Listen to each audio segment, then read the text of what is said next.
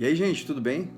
De volta ao canal Compartilhando aí, né? Hoje a gente queria compartilhar com vocês uma coisa muito legal, uma coisa muito interessante. Na verdade, é uma matéria interessante que eu vi dentro de um site, o site Mundo Proibido. Muito legal esse site também, quem tiver a oportunidade aí de estar conhecendo.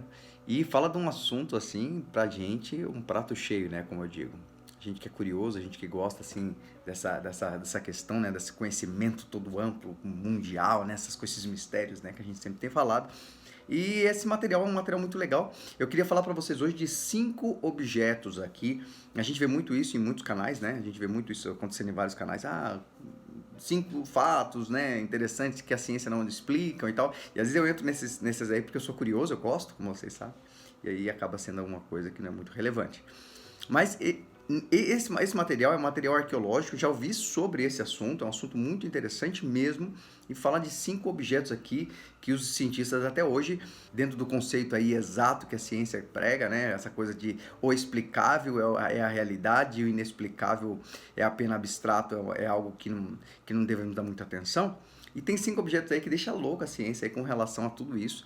E são esses 5 objetos muito interessantes aí, né? A espada de Uffenbert, né? Que eles falam, né? A espada de Uffenbert é um material viking maravilhoso, muito interessante também. Tem a bateria de Bagdá, que é uma bateria aí que tem uma estigma, né, pela idade, pelo tempo e pela circunstância, tá? É um material químico muito interessante. O mapa de Pires Reis, eu não sei se vocês já ouviram falar sobre isso.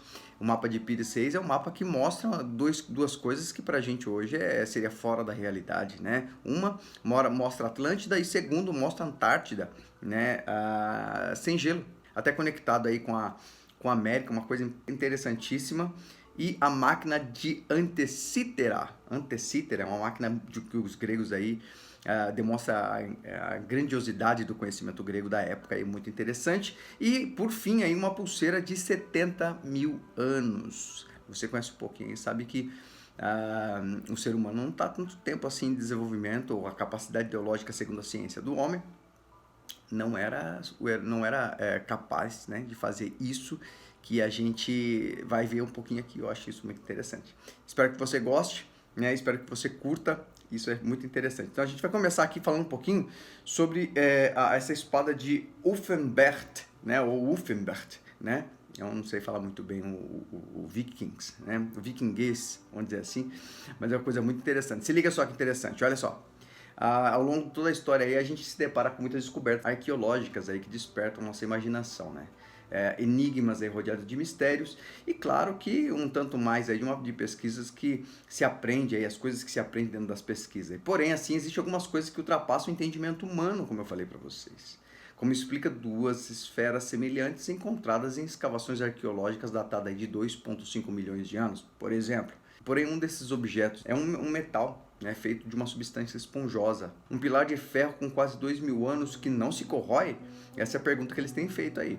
Esse artefato aí intriga e confunde até mesmo os mais graduados especialistas aí na área, porque eles definitivamente não deveriam existir. Existe uma teoria para tentar explicá-las aí, e elas vão de alienígenas até os famosos viajantes do tempo. Por serem impossíveis de existir, aí foram chamadas de Uptars, né? Ou aí objetos fora do seu tempo, termo cunhado aí pelo zoólogo americano aí Ivan Sanderson.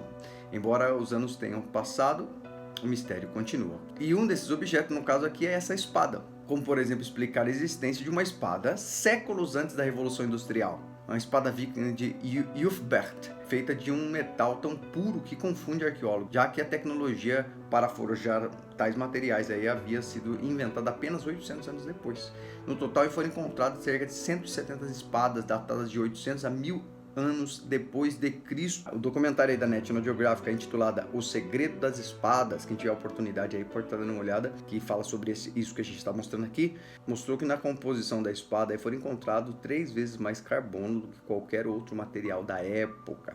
Os vikings aí, além de grandes guerreiros aí, detinham um grande conhecimento tecnológico e aí já até limpavam as impurezas aquecendo o metal a pelo menos 1700 graus Celsius. Um ferreiro aí chamado Richard Fuhr falou sobre as dificuldades de se fazer tal espada, porque mesmo usando uma tecnologia do nosso tempo aqui, não é simples o meio a qual fizeram e a forma que desenvolveram ela. Segundo ele, aí, usando uma tecnologia viking, qualquer erro seria fatal. E produzir uma arma que pudesse dobrar sem quebrar, se manter afiada, pesando tão pouco, era considerado algo divino e sobrenatural. Coisa interessante dessa espada é que ela tem um material diferente do que a gente tem conhecido, né? É um material que ela é capaz de dobrar, ela não perdia a fiação, ela dobra muito, mas não quebra. E eles falam aí que isso aí é uma coisa intrigante, que como foi dito ali, de 800 a 1000 anos, depois de Cristo, na verdade, aí foi que começaram a desenvolver essa técnica com essa questão de mexer com ferro e criar esse tipo de coisa. E esse material é bem antes disso, então as pessoas acham intrigante e interessante porque é uma coisa fora do tempo, não tem como se explicar, é uma coisa realmente diferente, tá bom? Olha outra coisa interessante aqui, a bateria de Bagdá. A bateria de Bagdá aí foi um químico, Alessandro Volta, observou em 1800 aí que quando duas sondas de metal eram colocadas contra um determinado tecido, alguns compostos químicos geravam uma corrente elétrica. Daí nasceu o termo volt, para medir o potencial elétrico. No entanto, aí parte disso não é verdade, tá? No Museu Nacional do Iraque aí é um pote de barro do tamanho do punho de um homem, né? Não é algo muito grande, conhecido como uma bateria de Bagdá. Ela é um pequeno vaso de argila com um tubo de cobre, uma barra de ferro e em seu interior uma tampa de betume. Esse simples objeto passaria despercebido até que um egiptólogo aí alemão construiu uma réplica e encheu de suco de uva recém-prensado e gerou cerca de 0,87 volts. Então, ele usou a corrente da bateria para galvanizar uma estatueta de prata com ouro. A experiência aí demonstrou aí que a bateria elétrica foram usadas há cerca de 1800 anos antes de sua invenção moderna, assim como as pilhas encontradas aí no Egito, por exemplo, que é um enigma muito interessante também. Diante disso aí, alguns acreditam que o vinho, suco de limão, suco de uva ou vinagre foram usados como uma solução eletrolítica ácida, a fim de gerar uma corrente elétrica aí. Existem algumas teorias, tal, mas de fato a bateria de Bagdá é um outro objeto fora do seu tempo. Interessante isso, né? Os caras acharam um objeto e ele tem a capacidade de gerar 0,87 volts aí, que já é algo interessante, quebrando essa teoria desse químico alemão aí chamado Alessandro, que dizia que era impossível isso acontecer. Fizeram um teste, acharam isso muito interessante, porque ela funcionava e aí continuou surpreendendo a gente aí, como por exemplo as baterias do Egito, né? Não sei se você já ouviu falar disso, mas se não, coloca nos comentários aí que a gente vai falar um pouquinho sobre isso também, é muito interessante. Oi, calma, tá legal o vídeo, não tá? Interessante um assunto? Pô, que bom. Mas eu vou te dar uma notícia muito interessante, na verdade eu vou te dar um recado muito importante, tá? Você que quer aprender inglês, eu vim te apresentar um curso importante, um curso interessante, muito eficaz, tá? Inclusive, se você acredita que você pode aprender inglês, que você tem facilidade para aprender inglês, se você acha que você tem condições de, não, inglês não é tão difícil, só me dedicar e coisa do tipo, infelizmente esse curso não é para você. Mas se você acha que o inglês é uma língua impossível, que você não conseguirá aprender mesmo, já tentou, sua casa tem pilhas e mais pilhas de material impresso e estão lá, na verdade, enchendo só espaço na sua casa, eu quero dizer para você o seguinte, a By Yourself tem um curso para você, para você mesmo, que diz, ó, eu não consigo, para você. Volto a dizer, se você disse, olha, eu consigo, eu sou capaz, eu tenho capacidade, é simples, é fácil o inglês para mim, não é para você, tá? Este curso não é para você. Mas se você já tentou várias vezes, acha que é impossível ou nunca tentou simplesmente falar inglês, você já se arrepia, a By Yourself tem um curso para você na plataforma Hotmart, tá? Veja bem, na Hotmart ou na Udemy, R$140, preço promocional, tá? É um preço para o lançamento desse novo ciclo após pandemia. Se você quer aprender inglês, então vai até a By Yourself, os links estarão na descrição aqui. E você pode fazer parte desse novo tempo. É um inglês que foi testado, não é método revolucionário, porque ele não existe, mas verdadeiramente é um método que impulsiona você e tira de você o melhor, tá bom? Agora continua assistindo o vídeo que deve ser muito legal. Sobre aí o mapa de Pires Reis, vocês vão vibrar com isso, porque quem não conhece, no caso, porque é uma coisa interessantíssima. O que esse cara desenhou, o que tem nesse mapa é algo interessante. Se liga. O que mais incomoda os cientistas é esse mapa aí, porque ele se trata de um fragmento, tá? É um fragmento de um mapa feito pelo almirante geógrafo e cartógrafo Pires Reis no ano de 1513 aí em Constantinopla. Baseado em diversos mapas antigos, o mapa de Pires Reis é um completo mistério, porque mostra o continente da Antártida completamente sem gelo. inclusive unindo a América do Sul. Uma das inúmeras teorias aí é que as placas tectônicas do planeta se deslocaram pela crosta terrestre e isso explica aí a presença da Antártida. Outra coisa é que esse mapa aí seria uma das provas da existência da Terra Oca, apontando o relato do almirante Byrd. O especialista em exploração ártico aí contou que na Antártida há um mundo dentro do nosso mundo com animais incríveis, florestas, faunas abundantes, naves espaciais e um sol interno. No entanto, aí nem essa teoria pode ser confirmada, ou muito menos o mapa de Piro 6 até hoje pode ser desvendado. Que coisa muito louca isso aí, né? Eu achei isso fantástico, porque além dele mostrar um tempo que eu não acho muito, tecnicamente eu não acho muito difícil, né? Porque a gente sabe que o mundo está em constante mudança, né? Mas mostrar a Antártida sem gelo, coisa bem interessante, mostra que realmente os polos, inclusive hoje em dia, né, os cientistas já falam que tem mudado os polos. E agora a história desse almirante Byrd aqui é muito interessante, tá? É um relato aí, não sei se vocês conhecem, mas fala um pouquinho sobre a viagem dele aí, dizendo que existe realmente uma terra oca e a entrada nos polos, na verdade na Antártida, mais especificamente. Não sei se vocês sabem sobre isso, mas vale a pena ir atrás, é um material muito interessante. Outra coisa aqui interessante que eu queria falar com vocês hoje, mostrar para vocês, é a máquina de Anticítera. Sabe o que é isso? Se liga só. Os gregos realmente eram incríveis. Construíram um artefato capaz de calcular mudanças astronômicas com grande precisão. Se esse objeto não estivesse, com certeza todos o chamariam de lendas ou mito por causa da sofisticação.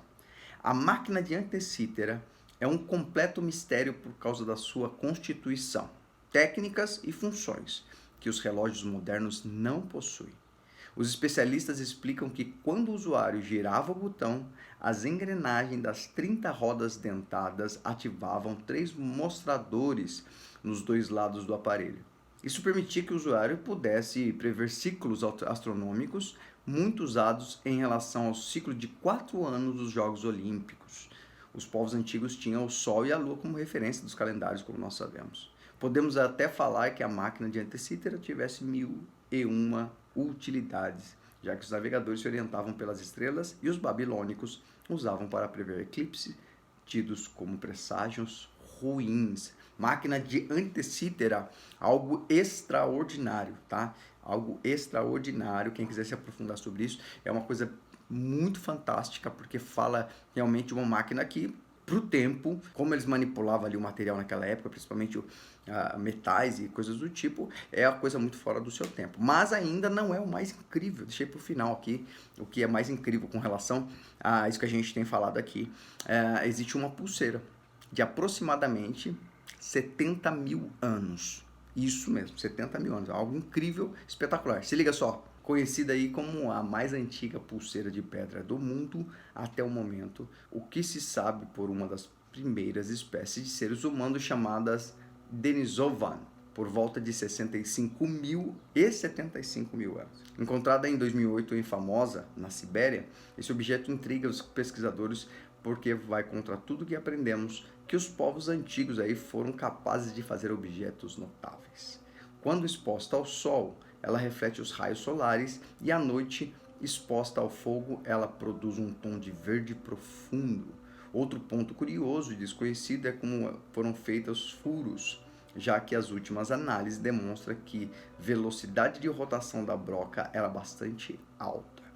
No entanto, aí, essa é uma tecnologia dos nossos dias, não existia no período paleolítico, ou mais ou menos o tipo de ferramenta de entalhe e os polimentos com couro e peles de diferentes graus de bronzeamento. Como isso é possível? A única coisa que fecharam questão foi os Denisovans eram mais arcaicos do que os Neandertais, o Homo sapiens, porém bem mais tecnológico. Isso provavelmente nos leva a um grau de pergunta muito elevado. Será? Devemos reescrever os nossos livros de história? Realmente, nosso mundo é repleto de mistérios que intrigam os cientistas. Então, eu acho interessante aqui, é um material fantástico, fantástico.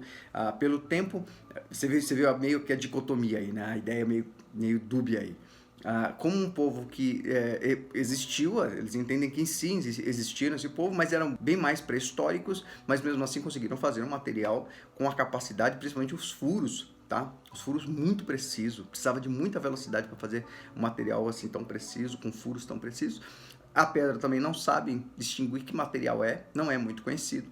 A gente também pensa, coisas, por exemplo, na época tinha materiais, né, minerais diferentes de hoje em dia, as coisas mudaram, né? Como a gente falou anteriormente aqui, as placas, o mapa de Pires Reis, por exemplo, ele está falando de um tempo em que o mundo tinha um formato e hoje tem outro, né? Existiam minerais diferentes, mas isso intriga a gente aqui, chama muita atenção com relação a isso. Muito legal. E você aí, o que você acha? O que você acha interessante? Você acha que rola mesmo? São coisas que a gente precisa pensar um pouco mais? Ou a gente vive numa grande mentira contada achando que é verdade?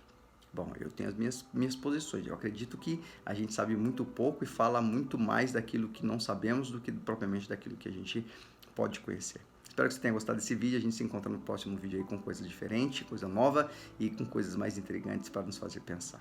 Bye, bye.